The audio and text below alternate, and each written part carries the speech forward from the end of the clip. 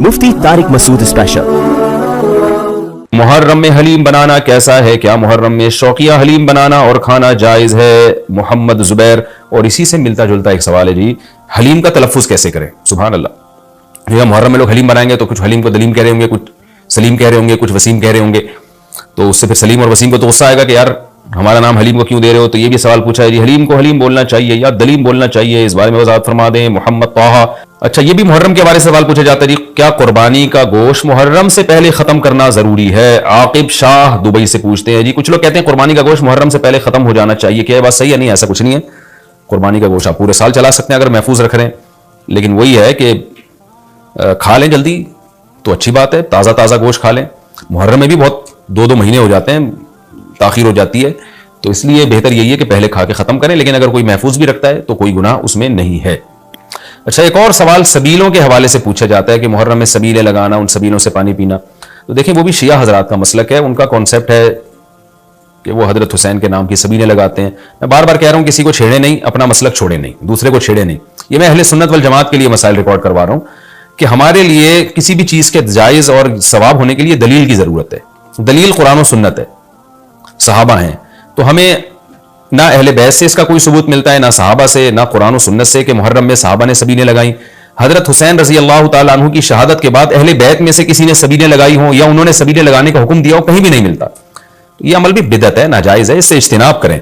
और एक अजीब बात है, कभी आप इसको गम का महीना कहते हैं और काले कपड़े पहनते हैं और सबीलें लगा के लोगों को शरबत पिला रहे हैं। तो ये तो खुशी के मौके पर होता है ना, खुशी के मौके पर खिलाया पिलाया जाता है। तो ये एक कंफ्यूजन है कि ये खुशी मना रहे हैं कि गम मना रहे हैं।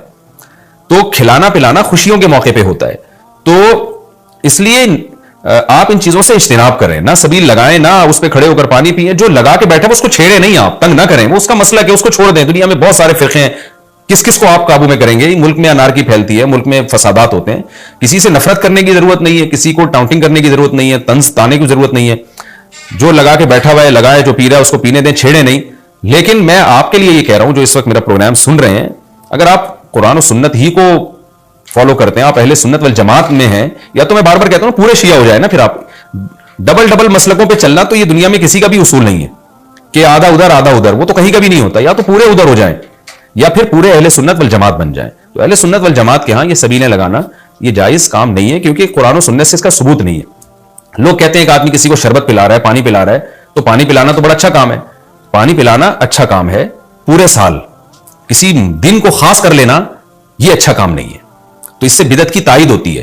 तो अगर कोई प्यासा आपको नजर आता है तो मुहर्रम में हो तो मुहर्रम में भी पिलाएं, सफर में हो तो सफर में भी पिलाएं। लेकिन कोई प्यासा नहीं है तो जैसे आप पूरे साल सबीलें नहीं लगाते तो मुहर्रम में भी ना लगाएं आप, क्योंकि अगर आप पूरे साल नहीं लगाते, मुहर्रम में लगा रहे हैं, तो इसकी अलामत है आप इस महीने को सबील के हवाले से खास वैल्यू दे रहे हैं। तो इस वैल्यू की आपके पास कुरान और सुन्नत से दलील होनी चाहिए। दलील नहीं है तो हमारे पास दलील है। नबी सल्लल्लाहु अलैहि वसल्लम ने फरमाया, मन अहदथ फी अमरिना हादा मा लैसा मिन्हु फहुवा रद व फी रिवायतिन फहुवा मरदूद। जो हमारे दीन में कोई भी नई चीज लेकर आएगा, नबी ने फरमाया वो मरदूद है, हम नहीं उसको एक्सेप्ट करेंगे।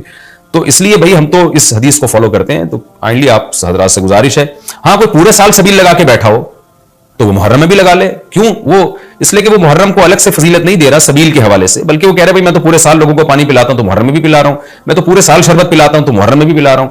लेकिन एक आदमी साल के 11 महीने नहीं पिलाता, सिर्फ मुहर्रम में सबील लगा के बैठा है, इसका मतलब वो इस महीने को सबील के हवाले से ज्यादा वैल्यू दे रहा है। इस वैल्यू के लिए मैंने कहा दलील चाहिए। दलील आपके पास अगर नहीं है तो फिर वो हदीस है जो हमारे दीन में नई चीज ईजाद करेगा तो वो चीज मरदूद है। इसलिए इस अमल से भी इज्तिनाब करें। देखें, जन्नत में जाने के लिए हमें वो काम करने पड़ेंगे जो अल्लाह रसूल ने बताए हैं, और उसमें अपनी तरफ से एडिशन करना ये नाजायज है। इस अमल को शरीयत में बिदअत सय्यिआ कहा जाता है। मुहर्रम में हलीम भी बनाते हैं लोग, तो बेअसल चीज है, बिदअत है। कोई सवाब समझ के करेंगे, बिदअत है। बाज लोग कहते हैं हम सवाब समझ के नहीं कर रहे, वैसे ही सब बना रहे हैं तो हम भी बना रहे हैं, तो बिदअत की तायद तो हो रही है ना। आप पूरा साल पड़ा है हलीम खाने के लिए, आपको क्या मुसीबत है कि आप मुहर्रम में देख पकाएं? पूरे साल क्यों नहीं पका रहे थे आप? तो जब एक रस्म मुआशरे में गलत रस्म फैल जाती है तो उसका बाइकआउट करना चाहिए। तो आप ना बनाएं, किसी और महीने में बना लें आप। तो पूरी रात देखें चल रही होती है, मजहब के नाम पे तो ये काम ना किया जाए ना। और जो लोग कहते हैं मजहब के नाम पे नहीं कर रहे, हम तो वैसे इंटरटेनमेंट कर रहे हैं, तो यार किसी और दिन कर लो भाई, तुम पूरा साल पड़ा हुआ है ना। हमने कब कहा है कि आप देखें ना पकाएं? आप पकाएं, पूरी रात घोटे लगाएं उसमें, किसी और दिन कर लें आप। इसलिए इस्लाम को बचाएं खुराफात से। इस्लाम को हमारे जिम्मे है कि इस्लाम वही है जो नबी लेकर आए। अल यौमा अकमलतु लकुम दीनकुम व अतममतु अलैकुम निअमती व रदीतु लकुमुल इस्लाम दीना। اللہ کہتے ہیں آج کے دن میں نے دین مکمل کر دیا. جب یہ آیتیں نبی پہ نازل ہو گئیں تو اس میں حلیم نہیں تھا محرم کا حلیم. دین مکمل ہو چکا, اس کو رہنے دیں آپ. اور پھر وہی ہے کہ جب آپ روزہ رکھیں گے تو حلیم کھائیں گے کس وقت؟ رات کو آپ کھائیں گے تو رات کو تو ویسے ہی کم کھانا چاہیے. سونے کے لیے اللہ نے رات بنائی ہے, کھانے پینے کے لیے تھوڑی بنائی ہے رات. دن میں آپ نے روزہ رکھنا ہے, تو وہ یہ روزے سے بھی میچ نہیں کر رہا یہ جو حلیم ہے نا. اس لیے اس سے اجتناب کریں, ایوائڈ کریں. جو گلی کے لوڑے لپاڑے بنا رہے ہوتے ہیں ان کو محبت سے سمجھا دیں, یار اگلے دن بنا لو, باز آ جائے ٹھیک ہے, نہیں تو پھر نکل لیں آپ پتلی گلی سے, الجھے نہیں لوگوں سے. تو یہ محرم کے حوالے سے کچھ باتیں تھیں. بھائی نبیل بھائی کوئی بات رہ تو نہیں گئی ہے آپ کے ذہن میں ہو تو بتا دیں, تاکہ یہ تو لوگوں نے جو سوال پوچھے تھے اس کے جواب تو میں نے دے دیا. آپ کے ذہن میں بھی کوئی سوال ہو تاکہ ٹاپک کمپلیٹ ہو جائے. محرم میں جھاڑو لگانا جائز ہے؟ جھاڑو سے کیا ہوتا ہے؟ یہ کہہ رہے ہیں وہ لوگ کہتے ہیں محرم میں جھاڑو نہیں لگانی چاہیے. ہاں, حلیم کو حلیم کہنا یہ بھی ایک سوال تھا. لوگ کہتے ہیں کہ جی حلیم اللہ کا نام ہے تو کھانے پینے کی چیز کو ہم حلیم کیوں کہتے ہیں؟ دیکھیں, جب اللہ کے لیے لفظ حلیم استعمال کیا جاتا ہے اس کا مفہوم کچھ اور ہوتا ہے, جب دیکھ کے لیے استعمال کیا جاتا ہے اس کا مفہوم کچھ اور ہوتا ہے. تو اس میں کسی کا تصور بھی نہیں جاتا کہ میں اللہ کا نام لے رہا ہوں. یہ بالکل ایسے ہی ہے جیسے اردو میں صلواتوں کا مفہوم کچھ اور ہے. ہم کہتے ہیں اتنی صلواتیں سنا کے چلا گیا, حالانکہ صلوات تو درود کو کہتے ہیں اور نماز کو بھی کہتے ہیں صلات. تو اب کیا یہ لفظ استعمال جائز نہیں ہوگا؟ ظاہر ہے جائز ہے. اردو میں اس کا مفہوم کچھ اور ہے, عربی میں اس کا مفہوم کچھ اور ہے. بلکہ بعض دفعہ ایک ہی زبان میں ایک لفظ دو مختلف معنوں کے لیے استعمال ہو رہا ہوتا ہے, تو اس میں کوئی بھی پابندی نہیں لگاتا. جاریہ عربی میں باندی کو بھی کہتے ہیں, جاریہ عربی میں کشتی کو بھی کہتے ہیں, اور جو ہے اس طرح کی اور بہت ساری مثالیں ہمیں ملتی ہیں کہ ایک ہی لفظ مختلف معنوں کے لیے استعمال ہو رہا ہے. عین عربی میں آنکھ کو بھی کہتے ہیں, عین عربی میں گھٹنے کو بھی کہتے ہیں, عین عربی میں جاسوس کو بھی کہتے ہیں, عین عربی میں چشمے کو بھی کہتے ہیں, عین عربی میں سورج کی ٹکیا کو بھی کہتے ہیں, عین عربی میں سونے کو بھی کہتے ہیں. تو اس طرح بہت سارے نام مختلف معنوں میں استعمال ہوتے ہیں. موسیٰ کا جو لفظ ہے عربی میں اس طرح کو کہتے ہیں بلیڈ جس سے حلق کیا جاتا ہے نا, حاجی لوگ جو سر منڈواتے ہیں اس کو موسیٰ کہتے ہیں. حالانکہ موسیٰ جو ہے حضرت موسیٰ علیہ السلام کا نام بھی ہے. لیکن جو عربی جو جانتا ہے جب وہ بلیڈ کے لیے موسیٰ کا لفظ استعمال کرے گا تو اس کے ذہن میں حضرت موسیٰ کا تصور ہی نہیں ہوگا. اور جب حضرت موسیٰ علیہ السلام کے لیے موسیٰ کا لفظ استعمال کرے گا تو بلیڈ کی طرف اس کا دماغ ہی نہیں جائے گا. تو اس لیے یہ بالکل مضبوط بات نہیں ہے کہ حلیم چونکہ اللہ کا نام ہے لہذا وہ دیکھ کے لیے استعمال نہ کیا جائے. جب اللہ کا نام ہے تو اس میں دماغ ادھر نہیں آتا دیکھ کی طرف. جب دیکھ کے لیے استعمال کیا جاتا ہے تو اللہ کی طرف ذہن نہیں جاتا. یہ بالکل ایک الگ الگ معنی میں استعمال ہوتا ہے. تو اس لیے اتنا تکلف نہیں کریں جتنی جو لا تشددوا فیشدد اللہ علیکم. صحیح حدیث ہے, اللہ نے نبی نے فرمایا اپنے اوپر خامخواہ کی پابندیاں مت لگاؤ ورنہ اللہ بھی لگانا شروع کر دے گا. اللہ بھی تمہارے اوپر پابندیاں لگائے گا. اللہ کیسے لگائے گا؟ یعنی اللہ بھی تمہیں مشکل میں ڈال دے گا. تو جتنا ہمیں اجازت دی گئی ہے اس کے اندر رہنا چاہیے ہمیں, اور خام میں ایسی کھود کریت کر کے اپنے اوپر پابندیاں لگواتے چلے جانا یہ مشکل ہو جائے گی نا. اب حلیم ہی مشہور ہو گیا ہے تو اب آپ اس کو کیسے دلیم بولیں گے؟ وہ کچھ اور نہ اٹھا کے دے دے آپ کو. تو اس میں کوئی حرج نہیں ہے کہ کیونکہ لغت بتاتی ہے, زبان بتاتی ہے کہ کس وقت کس لفظ کا کیا معنی ہے. اس میں کوئی حرج نہیں ہے اگر آپ یہ حلیم کو حلیم ہی کہیں, کوئی گناہ نہیں ہے انشاءاللہ اس میں. اچھا, محرم میں مرثیہ سننا اور غم منانا اور رونا, سینہ پیٹنا, نبی صلی اللہ علیہ وسلم نے تو گریبان چاک کرنے والوں پہ لعنت کی ہے. بخاری مسلم کی روایتیں موجود ہیں. لیس منا من شق الجیوب, جو گریبان پھاڑتا ہے وہ ہم میں سے نہیں ہے. تو یہ سینہ پیٹنا, نوحہ کرنا, نیاحہ پر تو بخاری مسلم کی صحیح احادیث موجود ہیں نوحہ پر کہ یہ حرام ہے, ناجائز ہے. اس لیے ہم اس کو جائز نہیں سمجھتے. ہم یہ کہتے ہیں کہ سیدنا حسین ابن علی رضی اللہ تعالیٰ عنہ کی تعلیمات کو فالو کریں آپ. تعلیمات تو زیرو ہے ان کی تعلیم. ان کی تو اتنی بڑی داڑھی تھی سیدنا حسین ابن علی رضی اللہ تعالیٰ عنہ کی. وہ تو سخی تھے, وہ تو غیرت مند تھے. آج ہمارے یہاں سے غیرت ختم ہو گئی ہے. بہنوں کی وراثتیں کھا کے بیٹھے ہوئے ہیں ہم لوگ, اور انہی وراثتوں سے عمرے بھی ہو رہے ہوتے ہیں وراثت کھا کے. تو گھر میں گھر والوں کو ٹائم نہیں دیتے, غربا مساکین کا خیال نہیں ہے, نماز تکبیر اولیٰ کی پابندی نہیں ہے. ان چیزوں کو فوکس کریں. حضرت حسین رضی اللہ تعالیٰ عنہ نے تو کربلا کے میدان میں بھی نماز نہیں چھوڑی, اور آج خواتین شاپنگ کرتی ہیں نمازیں چھوڑ دیتی ہیں, کسی شادی میں جانا ہے بس میں بیٹھے ہوئے نمازیں چھوڑ دیتے ہیں. تو اللہ کا واسطہ تعلیمات کو فالو کریں. اہل بیت کی تعلیمات کو فالو کیے بغیر ہمیں کچھ بھی حاصل نہیں ہوگا. تو وہ کسی شاعر نے بڑی پیاری بات کہی ہے نا, شرط ایماں مصطفیٰ سے والہانہ پیار ہے, پیار لیکن پیروی ہے, پیروی دشوار ہے. مصطفیٰ صلی اللہ علیہ وسلم سے ایمان کی شرط ہے کہ آپ کو نبی سے بے پناہ محبت ہو, لیکن محبت کی دلیل کیا ہے کہ آپ فالو کتنا کرتے ہیں. تو اہل بیت سے محبت یہ ایمان کا حصہ ہے ہمارے. اس محبت کے بغیر آپ جنت میں نہیں جا سکتے. لیکن آپ میں محبت ہے یا نہیں ہے یہ کالے کپڑوں سے یا سینہ پیٹنے سے پتہ نہیں چلے گا. اس کا پتہ اس سے چلے گا کہ آپ ان کو فالو کتنا کرتے ہیں. تو یہ چند احکامات تھے. لوگوں نے سوال پوچھے تھے مسائل میں, تو میں نے ان کے جوابات دے دیے. اور کچھ مسائل محرم کے حوالے سے اور بھی ہیں, پھر وہ بعد میں یاد آتے ہیں. جانور کے اجزاء میں حلال و حرام کیا گائے بکرے کے سیری پائے اوجڑی تھن مغز گردے کپورے زبان اور مرغی کے پاؤں کھانا جائز ہے. کیا یہ کھانا جائز ہے؟ یوسف خان ابو ظبی سے. کپورے کھانا جائز نہیں ہے, باقی چیزیں کھا سکتے ہیں جو آپ نے اوجڑی کو اچھی طرح صاف کر لیا جائے, تھن, مغز, گردے, زبان, مرغی کے پنجے, یہ سب کھانا جائز ہے. البتہ کپورے جو آپ نے جن باتیں پوچھیں ان میں کپورے کھانا جائز نہیں ہے. اس کی وجہ یہ ہے کہ وہ نجاست کا مقر ہے, نجاست اس میں بنتی ہے باقاعدہ, تو اس لیے وہ خبائث میں داخل ہے. سلیم الطبع انسان کو گھن آتی ہے. اسی طرح جانور کے جو ذکر ہے, جو پیشاب گاہ ہے, اس کو بھی کھانا جائز نہیں ہے. باقی اختلافی مسئلہ ہے, اہل حدیث لوگ کہتے ہیں کھانا جائز ہے, فقہ حنفی میں جائز نہیں ہے. تو اختلافی مسائل میں ایک فقہ کو فالو کریں آپ, دوسرے پہ رد نہ کریں آپ. تو امام حنیفہ کے نزدیک کیوں جائز نہیں ہے؟ لوگ پوچھتے ہیں اس کی کیا دلیل ہے, حدیث سے دکھاؤ. تو حدیث سے کھانا بھی ثابت نہیں ہے کسی صحابی نے کبھی کپورے کھائے ہوں, حالانکہ لوگ تو عرب تو گوشت کھایا کرتے تھے. باقی حدیث میں صراحتاً ذکر نہیں ہوتا بہت ساری چیزوں کا. امام حنیفہ نے احتیاط کی بنا پر یہ قول کیا ہے کہ یہ جائز نہیں. وجہ اس کی ہے کہ قرآن جگہ جگہ کہتا ہے کہ تم پر خبیث چیزیں حرام ہیں. تو خبائث میں وہ پیشاب گاہ جس کو ذکر کہا جاتا ہے, جس سے پیشاب نکل کے باہر آتا ہے, تو یہ چیزیں انسانوں کے کھانے کی نہیں ہیں. یہ بھی سلیم الطبع لوگ ان سے بھی گھن کھاتے ہیں. اب آپ بتائیں نا, کوئی آپ کو کہے کہ میں بیل کا جو ہے نا, میں نے وہ جو اس کی پیشاب گاہ ہے وہ میں پکا کے لایا ہوں, آپ کہو گے یار کوئی اور چیز نہیں تمہیں ملی پکانے کے لیے, تم کیا پکا کے لے. سلیم الطبع انسان جس کی طبیعت میں سلامتی, وہ کہتا ہے یہ ہم اس کو, یعنی کیونکہ نجاست کا مقر ہے یہ چیزیں, نجاست یہاں بنتی ہے, تیار ہوتی ہے, یہی رہتی ہے. تو مسانے میں یا اس طرح کی جو چیزیں ہیں ان کے کھانے کو اس لیے ناپسندیدہ قرار دیا گیا, تو مکروہ تحریمی ہے. تو باقی یہ کہ اختلافی چیزوں میں شدت جائز نہیں ہے. آپ فقہ حنفی کو فالو کرتے ہیں تو اس سے بالکل اوائڈ کریں. اور جو اہل حدیث حضرات کھاتے ہیں تو ان سے بھی میں گزارش کرتا ہوں کہ دیکھیں اختلاف تو آ گیا نا, تو احتیاط کا تقاضا کیا ہے, نہ کھائیں آپ, اور کم چیزیں کھانے کی ان کو فوکس کریں آپ. تو احتیاط والے پہلو پر عمل کرنا چاہیے. یا تو ہوتا ہے نا کہ باقی چیزیں حرام ہو جاتی ہیں, کھانے کو کچھ بچتا ہی نہیں, تو پھر ہم کہتے ہیں چلو یار اب کچھ کھانے کو ہے ہی نہیں. تو احتیاط کے پہلو کو ترجیح دے دیں, اس میں زیادہ بہتر ہے. مرغیوں کی لڑائی کرانا اور تماشا دیکھنا کیسا ہے؟ یہ اچھا ہو گیا سوال پوچھ لیا بھائی. میں بہت دنوں سے سوچ رہا تھا اس میں خود سے کلپ ریکارڈ کرواؤں گا, مجھے یاد نہیں رہتا تھا, لیکن عبد القیوم صاحب نے سندھ سے پوچھ لیا. بڑی نوازش عبد القیوم صاحب. ہمارے ہاں لوگ مرغوں کی لڑائی کرواتے ہیں, کیا یہ گناہ ہے؟ اور جو لوگ مرغوں کی لڑائی دیکھیں گے کیا ان کو بھی گناہ ہوگا؟ عبد القیوم صاحب, بالکل گناہ ہے, حرام ہے. اس طرح سے جانوروں کو عذاب دینا یہ بہت شدید گناہ ہے. آپ بتاؤ, نبی صلی اللہ علیہ وسلم کی صحیح حدیث ہے کہ ایک عورت نے بلی کو باندھ دیا, وہ بھوکی پیاسی مر گئی. اللہ نے اس عورت کی ساری نیکیاں ضائع کر دی. جانور کو عذاب دینا بھی بہت بری بات ہے, اور جس نوعیت کی تکلیف دیں گے اسی نوعیت کا گناہ ہوگا. تو اس لیے اپنی جانوں پہ رحم کریں. یہ مرغوں کو لڑانا کس طرح سے خونم خون ہو جاتے ہیں, ان کی کیا گزر رہی ہوتی ہے ان کے اوپر, اور لوگ تماشا دیکھ رہے ہوتے ہیں. اس سے بھی بدترین میں نے چیزیں دیکھی ہیں یوٹیوب پہ.